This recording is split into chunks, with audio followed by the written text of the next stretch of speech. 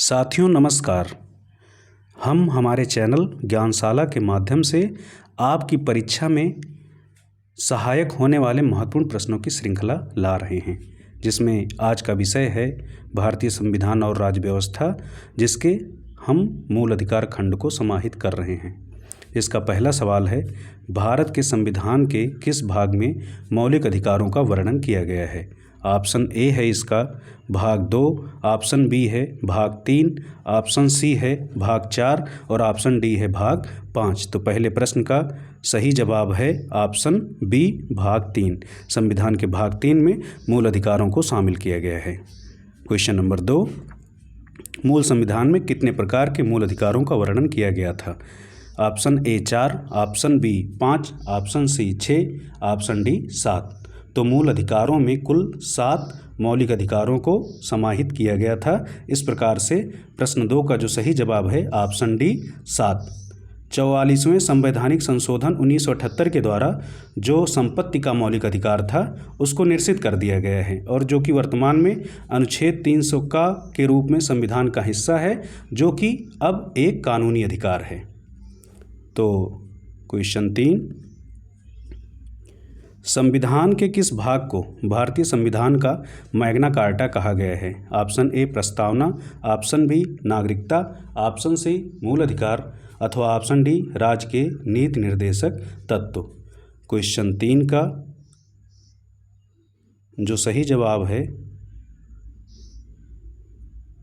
वह है मूल अधिकार।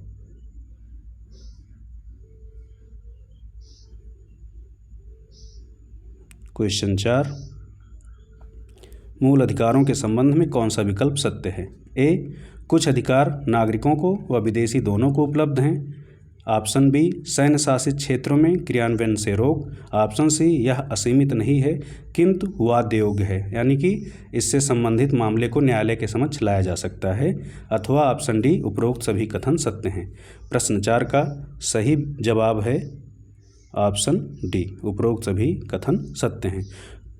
संविधान में जो मूल अधिकार प्राप्त हैं उसमें से कुछ अधिकार नागरिकों को सिर्फ मिलते हैं, कुछ अधिकार ऐसे हैं जो नागरिकों और विदेशी दोनों को मिलते हैं, जिसमें से शत्रु देश के नागरिकों को छोड़ दिया जाता है।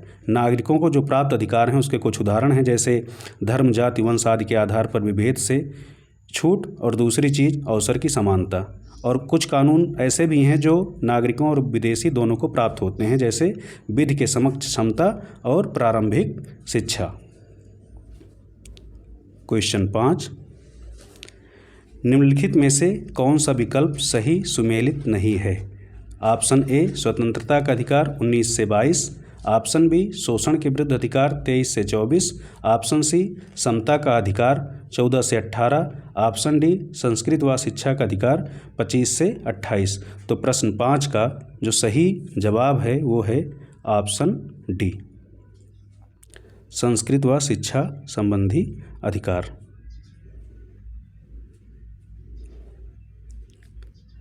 प्रश्न 6 की तरफ बढ़ते हैं। मूल अधिकारों के प्रभावी बनाने के लिए संवैधानिक उपचार का अधिकार प्रदान करता है। ऑप्शन ए अनुच्छेद 29, ऑप्शन बी अनुच्छेद 30, ऑप्शन सी अनुच्छेद 32, ऑप्शन डी अनुच्छेद 33। तो इस प्रश्न का जो सही जवाब है वह है ऑप्शन सी अनुच्छेद 32। अनुच्छेद 32 के तहत सर्वोच्च न्यायालय को और अनुच्छेद 226 के तहत उच्च न्यायालयों को संवैधानिक उपचार का अधिकार प्रदान किया गया है। संवैधानिक उपचार के माध्यम से किसी भी व्यक्ति के मूल अधिकारों के हनन की स्थिति में सर्वोच्च न्यायालय और उच्च न्यायालयों को उनके मौलिक अधिकारों को स्थापित करने का अधिकार प्रदान किया गया है, जैसे कि बंदी प्रत्यक्षीकरण, परमादेश, अधिकार परीक्षा आदि। प्रश्न 7 है, शिक्षा का अधिकार अधिनियम RTE का संबंध निम्नलिखित में से किस अनुच्छेद से है? ए अनुच्छेद 19, बी अनुच्छेद 20, सी अनुच्छेद 21, डी अनुच्छेद 22। तो प्रश्न 7 का जो सही जवाब है वो है ऑप्शन सी अनुच्छेद 21। अनुच्छेद 21A के तहत शिक्षा के अधिकार अधिनियम के तहत यह व्यवस्था की गई कि 6 वर्ष से लेकर के 14 वर्ष के बच्चों को निःशुल्क और अनिवार्य शिक्षा उपलब्ध कराई जाए। क्वेश्चन 8, निम्नलिखित में से कौन सा विकल्प सही है?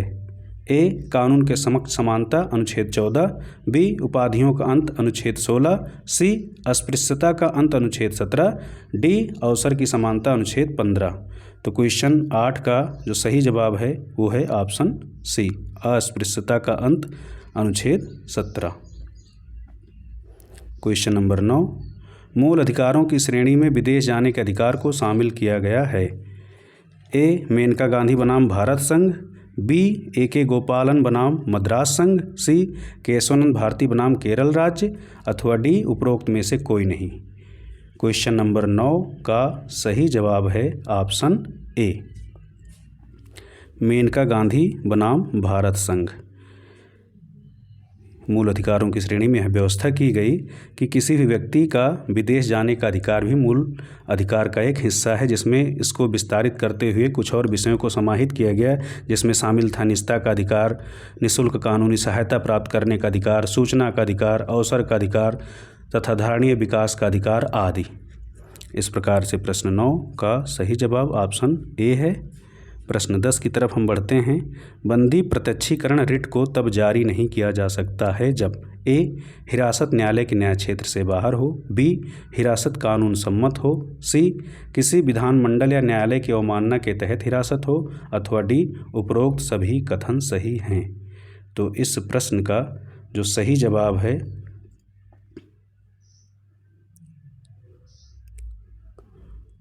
वह है उपरोक्त सभी कथन सही हैं।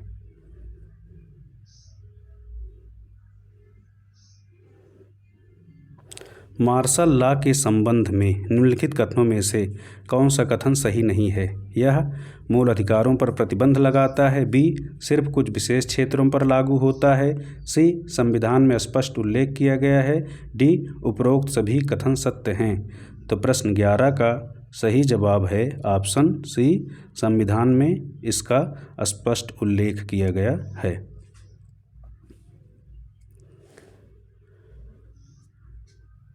क्वेश्चन नंबर 12, उच्च न्यायालय की रिट जारी करने का अधिकार किस अनुच्छेद में वर्णित है?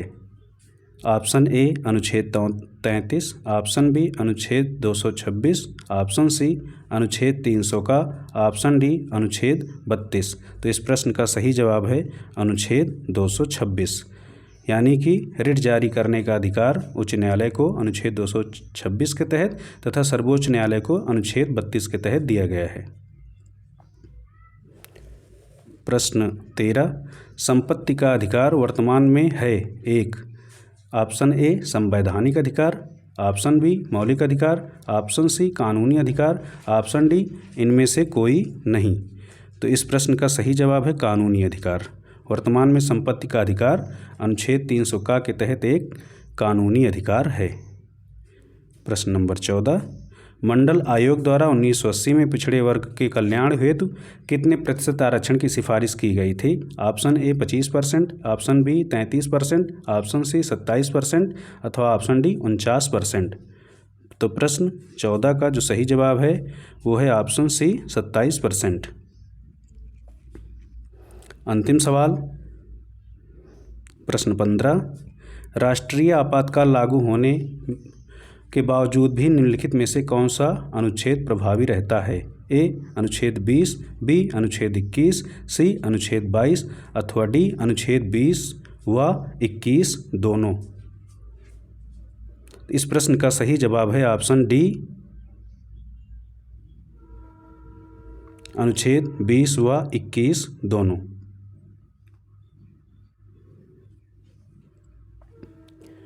अनुच्छेद 20 कहता है कि अपराधों के लिए दोष सिद्धि के संबंध में संरक्षण तथा अनुच्छेद 21 कहता है प्राण एवं दैहिक स्वतंत्रता का अधिकार, जो कि विदेशियों और भारतीय नागरिकों दोनों को प्राप्त है। आज की इस कड़ी में हमने सिर्फ इन 15 महत्वपूर्ण प्रश्नों को शामिल किया है। आगे के लिए इसी प्रकार से और भी प्रश्नों की श्रृंखला को पाते रहने के लिए हमारे चैनल को फॉलो करते रहें, सब्सक्राइब करें और दोस्तों के साथ साझा करें। धन्यवाद।